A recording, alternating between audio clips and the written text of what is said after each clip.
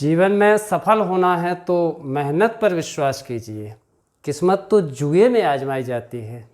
प्यारे बच्चों, यदि हमें अपने लक्ष्य को प्राप्त करना है तो सफलता के अतिरिक्त और कोई दूसरा रास्ता नहीं है। किस्मत के भरोसे कभी कोई सफलता प्राप्त नहीं होती, इसलिए आप हमारे साथ लगे रहिए, बराबर मेहनत करिए। एक कदम हम बढ़ाते हैं तो एक कदम आप हमारी ओर बढ़ाइए, फिर आप निश्चित ही सफलता की ओर पहुंचेंगे। स्वागत है आप सभी का आपके अपने YouTube चैनल XP क्लासेस में। मैं रामपाल सिंह आज आपको हिंदी व्याकरण के अंतर्गत अलंकारों में अर्थालंकार की ओर ले चलता हूँ। प्यारे बच्चों, इससे पूर्व वाले वीडियो में हमने शब्दालंकारों को पढ़ा, अब आज हम पढ़ेंगे अर्थालंकार। अर्थालंकार अर्थात अर्थ धन अलंकार, अर्थालंकार। देखिए, जहाँ अर्थ से चमत्कार उत्पन्न होता है, अर्थात जब अर्थ के द्वारा काव्य की शोभा बढ़ती है तो उसे अर्थालंकार कहते हैं। मतलब जहाँ अर्थ के द्वारा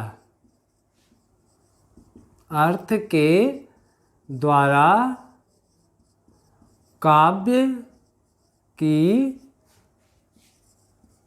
शोभा बढ़ती है,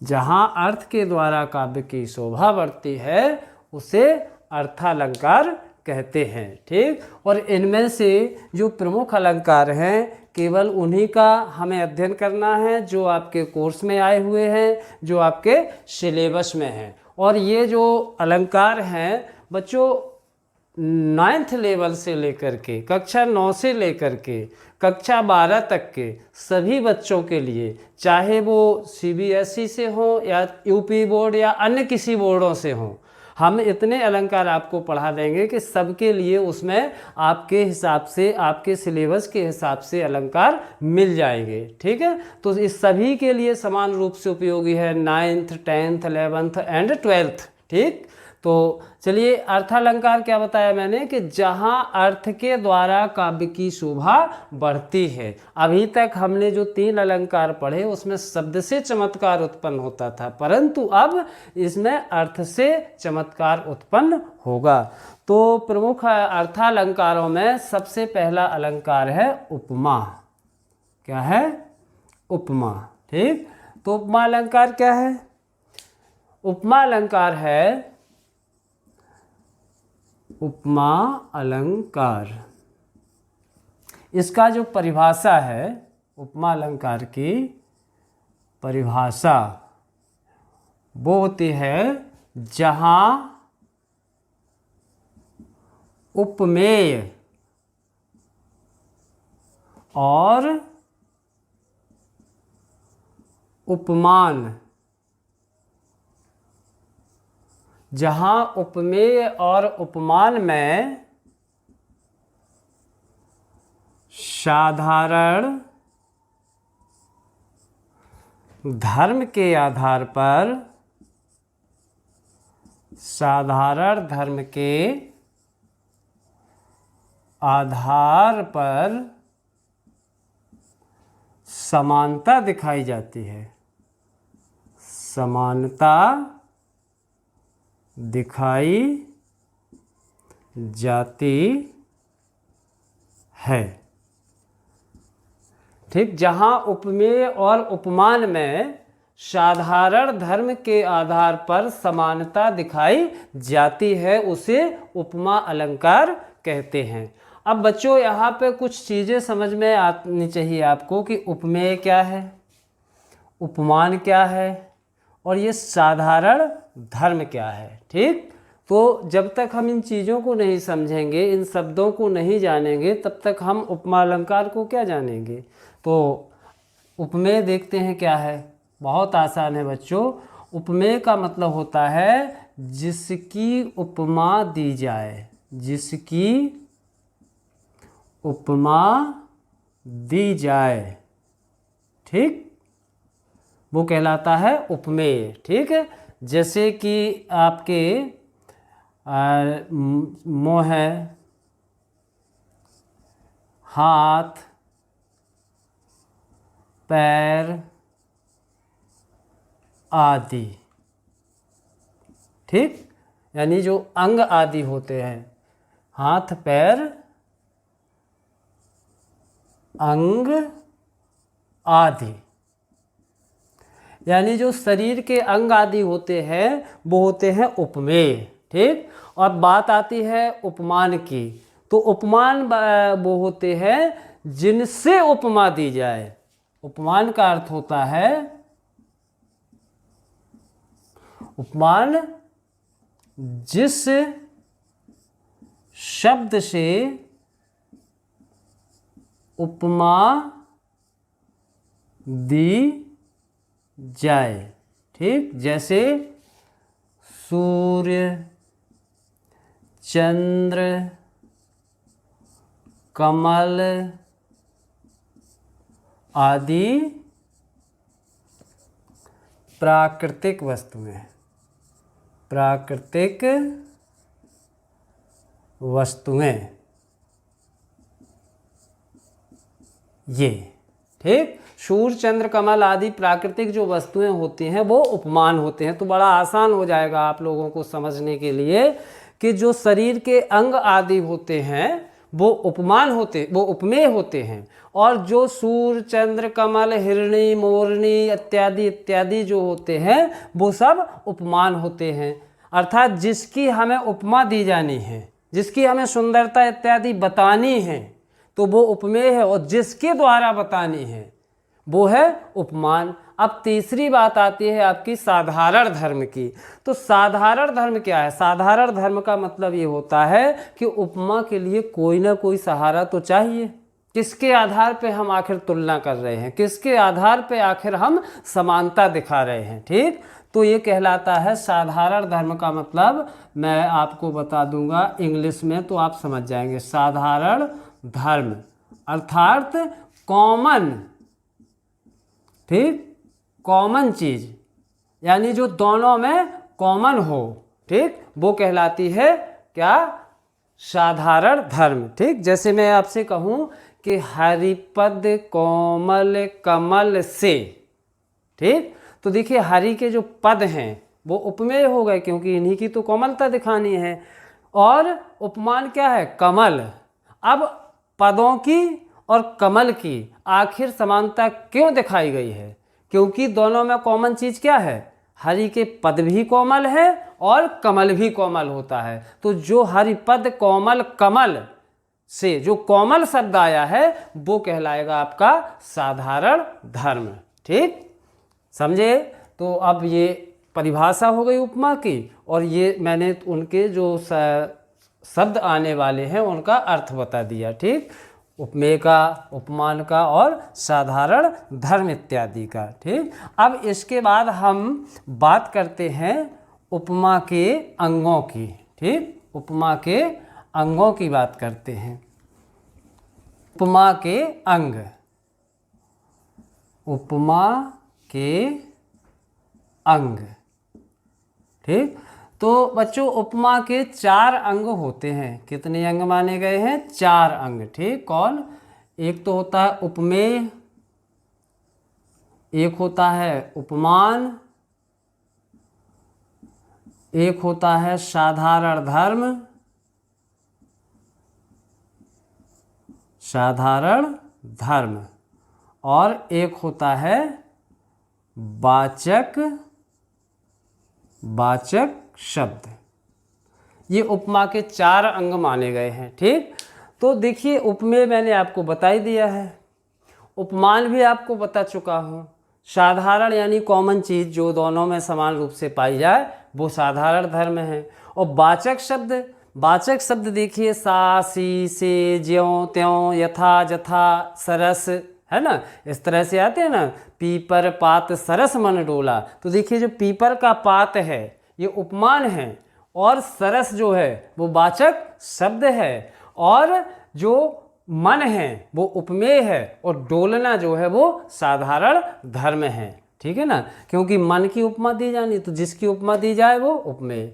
काहे से उपमा दी गई? पीपल के पत्ते से, तो वो उपमान। ठीक, क्यों आखिर मन को पीपल के पत्ते से? क्योंकि दोनों डोलते बहुत हैं। पीपल के पत्ते को हल्की सी हवा लगी और वो डोलने लगता है। ऐसे ही मन बहुत जल्दी डोलता है ना, हल्का सा कुछ अपने मन का देखा मन ने अपने हिसाब का अपने अनुकूल, और वो तुरंत भटक जाता है। और वाचक शब्द क्या था? सरस, पीपर पात सरस मन डोला। तो ये 4 अंग होते हैं, ठीक। तो यहाँ इसको आप समझ चुके हैं, यहाँ इसको आप समझ चुके हैं, इसको भी बता चुका हूँ। ये होते हैं आपके सा, सी, से, ज्यों, ठीक, यथा, जथा, सरस, एक सेकंड, सरिस, ठीक। तो ये और भी होते हैं, आदि लगा लें, ठीक, सरस आदि। ये जो है वाचक शब्द है। इसी से आप पहचान करेंगे कि आखिर फला छंद में उपमा अलंकार है या नहीं है, ठीक। जहाँ आपको सा, सी, से, ज्यों, यथा, जथा, सरिस आदि जो शब्द मिले तो आप तुरंत पता लगा लेंगे कि ये उपमा अलंकार है, ठीक। अब देखिए, उपमा अलंकार के भेद भी हो जाते हैं, और उपमा अलंकार के जो भेद हैं वो होते हैं 2। कैसे? देखिएगा, ये 4 आपके उपमा के अंग हैं जिसमें ये चारों चीज़ें पाई जाएं, वह तो क्या है? वह कहलाएगा आपका पूर्ण उपमा। और यदि इन 4 में से एक आध कम है तो वो कहलाएगी लुप्त उपमा, ठीक। तो इस तरह से आपके उपमा के 2 भेद हो गए, पूर्ण उपमा और लुप्त उपमा, ठीक। उपमा के भेद। तो ये कितने भागों में हो जाती है? 2 भागों में। कौन कौन? पूर्ण उपमा और दूसरा लुप्त उपमा, ठीक। अब पूर्ण उपमा क्या है? अभी अभी बताया मैंने, जिसमें चारों अंग हों, यानी उपमेय हो, उपमान हो, वाचक शब्द हो और साधारण धर्म भी हो, ठीक। और इधर जिसमें कोई कम हो, यानी चारों में से जिसमें चारों अंग ना हो, ठीक। तो जिसमें चारों अंग हैं, उपमेय है, उपमान है, साधारण धर्म है और वाचक शब्द है, वो क्या कहलाएगी? आपकी पूर्ण उपमा। और जिसमें कुछ कम है, चाहे वो 1 कम हो, 2 कम हो, 3 कम हो, ठीक, तो वो कहलाएगी लुप्त उपमा। जैसे मैं यहाँ देखो 2 एग्जाम्पल लिखता हूँ। एक लिखता हूँ हरिपद कोमल, हरिपद कोमल कमल से, ठीक। तो देखें हम ये क्या पूर्ण उपमा है या नहीं है। तो देखिए, हरि के पद ये क्या है? उपमेय है, ठीक। अच्छा, काहे से उपमा दी गई? कमल से, तो ये क्या है? उपमान है।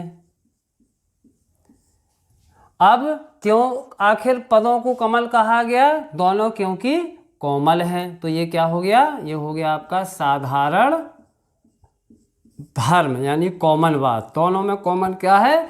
पद भी कोमल और कमल भी कोमल। और ये सा, सी, से जो है ये क्या है? आपका वाचक शब्द है।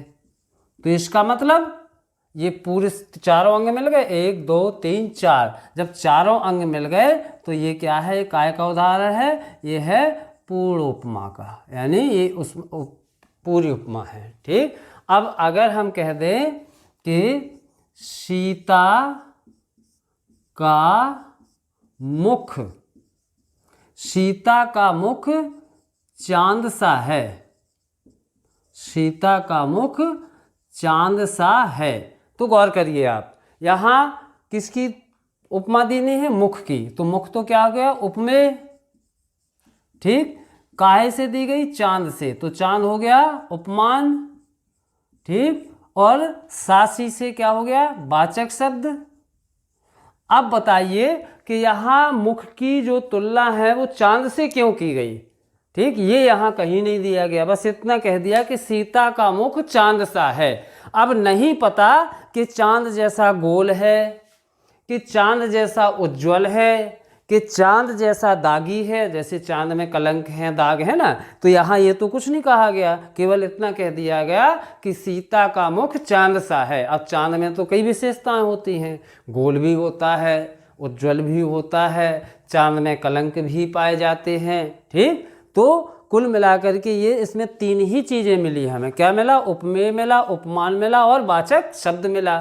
तो इसका मतलब ये जो हमारे पास एग्जाम्पल है वो काहे का एग्जाम्पल है? ये लुप्त उपमा का है। काहे का है? लुप्त उपमा, लुप्तोपमा। ठीक, तो ये आपका हो गया। ठीक, पूर्ण उपमा में जिसमें चारों अंग पाए जाएं, और लुप्त उपमा वह है जिसमें कुछ अंग कम हो, यानी चारों अंग ना हो। क्लियर हो गया ना? एक बार बहुत सरसरी निगाह डाल लेंगे। जहाँ उपमेय और उपमान में साधारण धर्म के आधार पर समानता दिखाई जाती है, वहाँ उपमा अलंकार होता है। ठीक, उपमा के 4 अंग होते हैं, उपमेय, उपमान, साधारण धर्म और वाचक शब्द। ठीक, अच्छा, जहाँ पर ये चारों अंग उपस्थित होते हैं उसे पूर्ण उपमा कहा जाता है, और जहाँ 4 में से कुछ अंग कम होते हैं वहाँ लुप्त उपमा होती है। उदाहरण के लिए हरिपद कोमल कमल से। ठीक, ये आपके लिए एग्जाम्पल का काम करेगा। बहुत सिंपल है, आपको बहुत ज़्यादा इसके लिए मेहनत नहीं करनी है। हरिपद कोमल कमल से, या पीपर पात सरस मन डोला, पीपल के पत्ते के जैसा मन डोल गया। ठीक, तो ये उपमा अलंकार पूरा हुआ। उपमा अलंकार के बाद अब रूपक अलंकार। रूपक अलंकार, ये सब बच्चों अर्थालंकार के ही भेद हैं। ठीक, उपमा, रूपक, उत्प्रेक्षा, भ्रांतिमान इत्यादि इत्यादि। तो रूपक अलंकार, तो देखिए रूपक अलंकार में होता क्या है? रूपक अलंकार में समानता भी नहीं दिखाई जाती, सीधा आरोप कर दिया जाता है। यानी आपको ये तो पता है कि उपमेय और उपमान दोनों में बहुत भेद होता है ना। कहने को तो कह दें हम कि चंद्रमुखी, चांद जैसे मुख वाली, है ना, लेकिन किसी का मुँह चांद जैसा हो भी नहीं सकता है ना। कमल नैनी, कमल जैसी आँखों वाली, ना किसी की आंखें कमल जैसी होती हैं, ना किसी का मुख चंद्र जैसा होता है ना। मृगनयनी तो जैसे मृग जैसी आँखों वाली, है ना। तो किसी की भी आंखें इतनी नहीं हो सकती, लेकिन फिर भी जहाँ पर बिल्कुल सीधा सीधा उपमेय को ही उपमान मान लिया जाए, यानी जो भेद है उसको हटा दिया जाए, तो वहाँ पर आपका होता है रूपक अलंकार। ठीक, तो यही इसकी परिभाषा हो जाएगी। क्या हो जाएगी? जहाँ उपमेय और उपमान का भेद हटाकर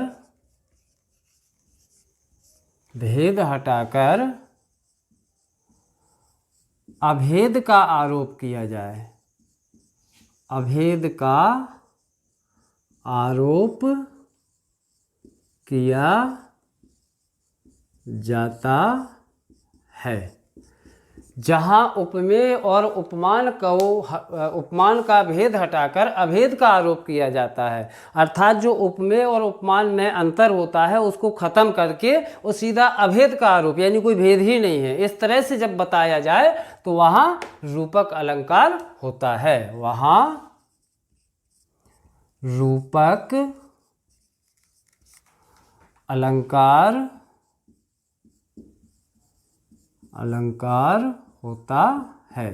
समझिए बात को कि जहाँ उपमेय और उपमान में जो भेद होता है, और रियल में भेद होता भी है, उस भेद को हटा करके जब भेद रहित बताने लग जाएं, ठीक, अच्छा, इसकी पहचान जो है वहाँ से आपको बहुत हेल्प मिलेगी। पहचान क्या होती है आप समझिएगा कि जब दो विभिन्न शब्दों के शब्दों के मध्य, ठीक, क्या लगा होता है, डैश लगा होता है, लगा हो, ठीक, तो वहाँ रूपक मानना चाहिए, ठीक, मानना चाहिए। या दूसरी बात ये होती है, या उपमेय और उपमान दोनों को मिलाकर एक शब्द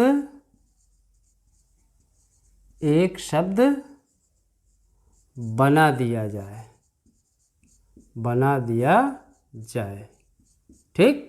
तो देखिए, जब दो विभिन्न शब्दों के मध्य या तो ये डैश लगा हो, ठीक, तो मान लो कि रूपक अलंकार है, या फिर उपमेय और उपमान दोनों को मिला के एक शब्द बना दिया जाए, ठीक। जैसे हम कहें चंद्रमुखी, तो चंद्रमुखी एक शब्द बन गया ना, जबकि उसमें चंद्र और मुख ये दो शब्द थे, एक मुख था उपमेय और चंद्र था उपमान।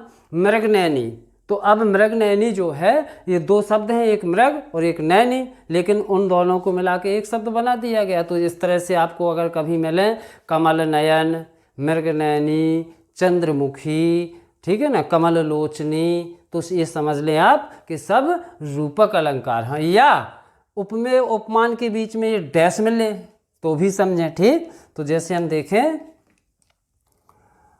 अंबर, एग्जाम्पल, अंबर पनघट, अंबर पनघट में डुबो रही, अंबर पनघट में डुबो रही तारा घट उषा नागरी, ठीक। तो देखिए, अंबर पनघट ये रूपक अलंकार, तारा घट उषा नागरी, तो ये सब रूपक अलंकार के ही भेद है। देखिए, यहाँ अगर हम कहते हैं कि अंबर जैसे पनघट में, लेकिन यहाँ भेद किए, सीधा कह दिया कि अंबर रूपी पनघट में, यानी जो पनघट है वो सीधा अंबर ही बना दिया गया, और यहाँ घड़े को तारे बना दिया, तारा घट, और उषा को जो है वो नागरी बना दिया गया। तो इस तरह से या तो डैश मिले तो समझ लें आपके रूपक अलंकार है, या मैंने कहा इस तरह से मिले आपको चंद्रमुखी, ठीक, और कमल नयन, ठीक। तो इसको भी आप जब पूरा जो दो शब्द हैं, देखिए कमल अलग है नयन अलग है, लेकिन दोनों को मिला करके एक शब्द बना दिया गया। चंद्र और मुख ये अलग अलग हैं, लेकिन दोनों को मिला के एक शब्द बना दिया गया, तो ये आपका रूपक अलंकार हो जाता है, ठीक। और रूपक अलंकार के लिए ये आपका उदाहरण है, बहुत आसान है, जयशंकर प्रसाद की कविता से लिया गया है। बीती विभावरी जागरी, अंबर पनघट में डुबो रही तारा घट उषा नागरी, ठीक। तो इसी को हम आज चाहें तो याद कर सकते हैं, अंबर पनघट में डुबो रही तारा घट उषा नागरी, ठीक। तो ये होगा आपका रूपक अलंकार। रूपक अलंकार के बाद अब है अगला अलंकार उत्प्रेक्षा। देखिए बच्चों, ये सबके लिए समान रूप से उपयोगी है, ठीक। किसी की कक्षा में उत्प्रेक्षा है, किसी की में रूपक है, किसी की में उपमा है, तो ये सभी कक्षाओं के लिए समान उपयोगी हैं। कक्षा 9 से लेकर के 12 तक के समस्त बच्चे इससे लाभ ले सकते हैं, ठीक। और यदि आपको कोई समस्या का सामना करना पड़ रहा है या कुछ समझने में थोड़ा बहुत समस्या आ रही है, तो मैंने एक व्हाट्सएप ग्रुप बनाया हुआ है, उसकी लिंक जो है आपको डिस्क्रिप्शन में मिल जाएगी। तो उस लिंक के माध्यम से आप मुझसे जुड़ करके, और यदि कोई समस्या आ रही है तो उनका समाधान प्राप्त कर सकते हैं, और मैं यथासंभव जहाँ तक कंटेंट से संबंधित आपके प्रश्न होंगे, जो समस्याएं होंगी, उनका मैं समाधान करूँगा, ऐसा मेरा वादा है, ठीक। तो चलिए, उत्प्रेक्षा अलंकार। उत्प्रेक्षा अलंकार क्या होता है? तो देखिए यहाँ इसका लक्षण है कि जहाँ जहाँ उपमेय में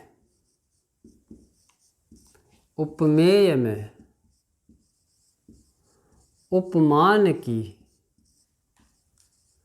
जहाँ उपमेय में उपमान की संभावना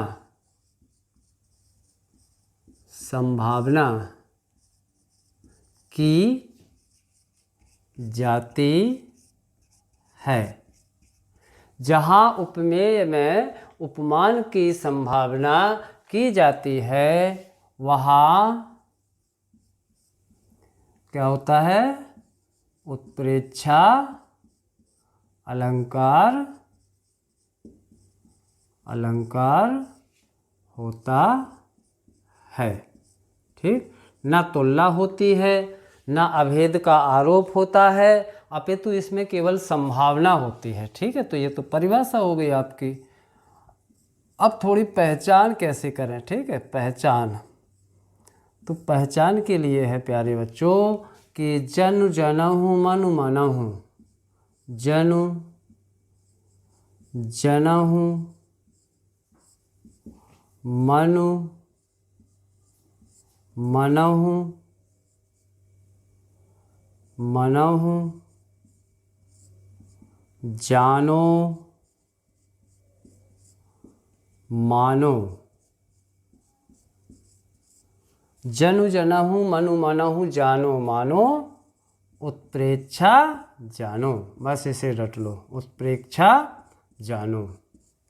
ठीक, तो देखिए जहाँ जनु मिले, जनहु मिले, मनु मिले, मनहु मिले, जानो मिले, मानो मिले, तो उत्प्रेक्षा जानो। समझ लेना कि वो उत्प्रेक्षा अलंकार है। ठीक, तो जनु जनहु मनु मनहु जानो मानो, उत्प्रेक्षा जानो। अर्थात जहाँ जनु जनहु मनु मनहु इत्यादि या जानो मानो इस तरह के यदि कोई प्रश्न आते हैं या इस तरह का चिन्ह मिलता है, शब्द मिलता है, तो उसे आप उत्प्रेक्षा अलंकार समझ सकते हैं। बहुत आसान सा, बस इस लाइन को पढ़ लें तो ट्रिक टाइप का हो जाता है कि जनु जनहु मनु मनहु जानो मानो, उत्प्रेक्षा जानो।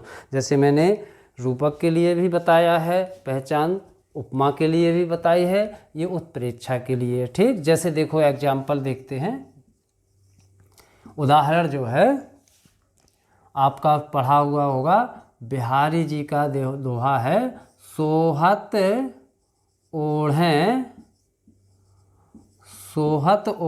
पीत पटु श्याम सलोने गात।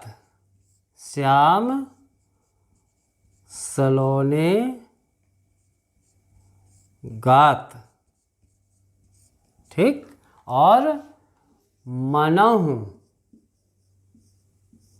मनहु नीलमणि शैल पर आतप परो प्रभात। आतप पर्यो प्रभात। ठीक, मैं कौन सा अलंकार है तो आप आराम से बता सकते हैं इस शब्द को देखकर। ठीक, कि मनहु शब्द आया है तो जनु जनहु मनु मनहु जानो मानो, उत्प्रेक्षा जानो, यानी मनहु आ गया है तो ये उत्प्रेक्षा अलंकार का उदाहरण है। ठीक, तो उत्प्रेक्षा अलंकार हुआ। अब उत्प्रेक्षा अलंकार के बाद अगला आता है अतिशयोक्ति अलंकार। अतिशयोक्ति अलंकार, देखिए पहले इसे तोड़े तो उसी में है अतिशय धन उक्ति। अतिशय माने बहुत बढ़ा चढ़ा कर कही हुई बात। जब किसी चीज को बहुत बढ़ा चढ़ा करके कहा जाए, अब कितना बढ़ा चढ़ा करके, इतना बढ़ा चढ़ा करके कि बात लौकिक ना लगकर अलौकिक लगने लगे। ठीक, इस लोक की लगे ही ना, तो वहाँ पर अतिशयोक्ति होता है। केवल इतना लिख देने से कि किसी बात को बहुत बढ़ा चढ़ा कर पेश करने पे अतिशयोक्ति होता है, तो ऐसा नहीं, आपको लिखना है अत्यधिक अत्यधिक बढ़ा चढ़ा कर किए गए वर्णन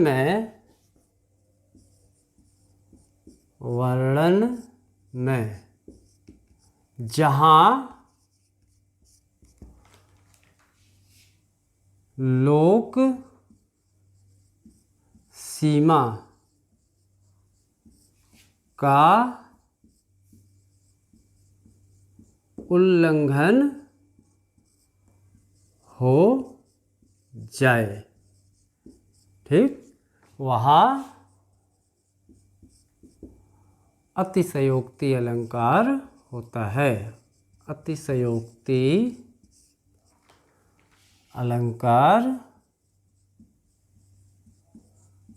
होता है, ठीक। देखें, अत्यधिक बढ़ा चढ़ाकर किए गए वर्णन में जहाँ लोक सीमा का उल्लंघन हो जाए, अर्थात कोई वर्णन इतना बढ़ा चढ़ाकर कर दिया जाए कि उसमें मतलब इस लोक में लगे ही ना कि इस संसार में ऐसा संभव भी हो सके, बिल्कुल असंभव बात की कल्पना की जाए जहाँ पर, तो वहाँ अतिशयोक्ति अलंकार होता है, ठीक। या आप ऐसे कह लिख सकते हैं इस परिभाषा को, जरूरी नहीं है कि ऐसे लिखें, दूसरी आप मैं बता रहा हूँ उसे आप गौर से सुन लें, ठीक। जब किसी वर्णन को इतना बढ़ा चढ़ाकर प्रस्तुत किया जाता है कि जहाँ बात लौकिक ना लगकर अलौकिक लगने लगती है, तो वहाँ अतिशयोक्ति अलंकार होता है, ठीक है ना। तो जैसे हम कहें कि एक ही मारे दो ही मर जावे, तीजो खौफ खाए मर जाए, तो अब सोचिए यहाँ पर कि वर्णन कवि क्या कह रहा है कि एक ही मारे, एक पे वार किया, एक ही मारे माने एक को मारा, दो ही मर जावे, मारा एक को मर दो गए, और तीजो खौफ खाए मर जाए, और तीसरा बेचारा खौफ ही खा के मर गया, तो ये थोड़ा ज़्यादा नहीं हो गया? मतलब मारा एक को है, मर दो गए, और तीसरा खौफ में ही मर गया, तो ये कुछ अतिशयोक्ति हो गई है ना। या ऐसे हम कहें कि बड़े लड़ैया गड़म होवे के जिनकी जात बना फर्राए, और दही के धोके चूना खाते जिनके फटे करेजे जाएं।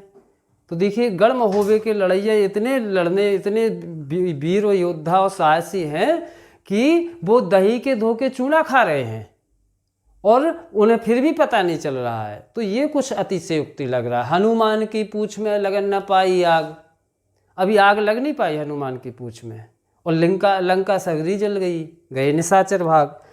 पूँछ में अभी आग लगी नहीं और लंका सारी जल गई, निशाचर सब भाग गए, तो ये थोड़ा और लगता है, ठीक। तो मैं यही एग्जाम्पल लिख देता हूँ, आपको याद भी अच्छे से हो जाएगा, ठीक। कहने को तो और भी बहुत से हैं, ठीक, लेकिन यही है। कौन सा? हनुमान की पूँछ में, हनुमान की पूँछ में लगन न पाई आग, लगन न पाई आग, और क्या हो गया? लंका सारी जल गई, लंका सारी जल गई, गए निशाचर भाग। तो देखिए, हनुमान की पूँछ में लगन न पाई आग, अभी हनुमान की पूँछ में आग लगी ही नहीं है, और जब आग नहीं लगी तो फिर आगे का कैसे हो सकता है कुछ। लेकिन लंका सारी जल गई, आग लगने से पहले ही सारी लंका जल गई, और गए निशाचर भाग, और सारे निशाचर लंका छोड़कर भाग गए।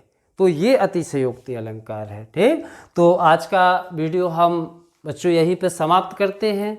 आज आपने पढ़ा अलंकार की परिभाषा, अर्थालंकार का अर्थ, इसके बाद उपमा, उपमा के भेद, रूपक अलंकार पढ़ा, उत्प्रेक्षा अलंकार पढ़ा, और अतिशयोक्ति अलंकार पढ़ा। और आशा करते हैं बच्चों आपको वीडियो पसंद आएगा, और यदि हमारे वीडियो आपको पसंद आते हैं तो इसी तरह से हमें सपोर्ट करते रहिए, चैनल को लाइक करिए, सब्सक्राइब करिए, अपने दोस्तों में शेयर करिए। मिलते हैं अगले वीडियो में, तब तक के लिए नमस्कार।